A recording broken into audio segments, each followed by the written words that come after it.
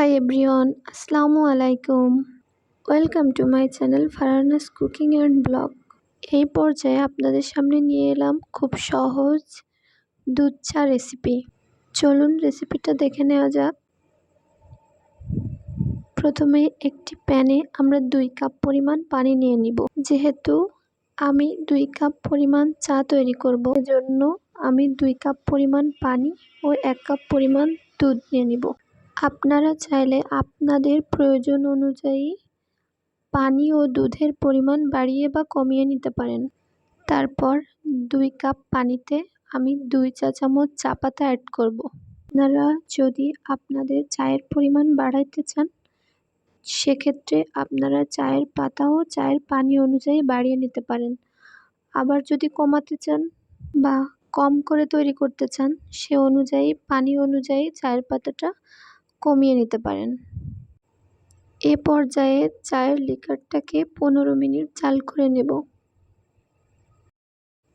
দেখুন কত সুন্দর একটা কালার আসছে। 15 মিনিটে চায়ের লিকারটা খুব সুন্দর ঘন হয়ে আসবে। চায়ের কালারটা খুব সুন্দর দেখাবে এবং চায়ের ঘনত্বটাও বাড়বে।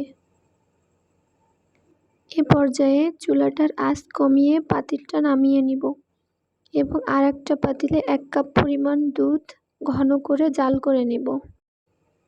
তারপর একটি কাপে 1/2 কাপ পরিমাণ চায়ের লিকারটুকু সেঁকে নিব।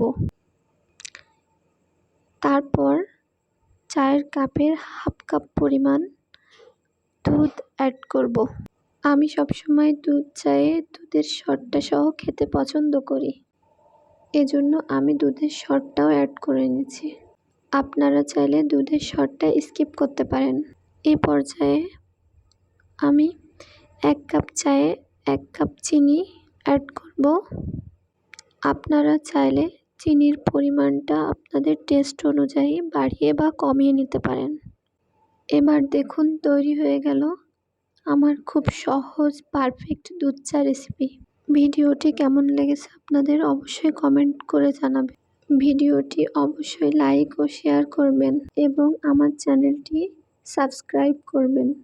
সবাই ভালো থাকুন, সুস্থ থাকুন। আল্লাহ হাফেজ।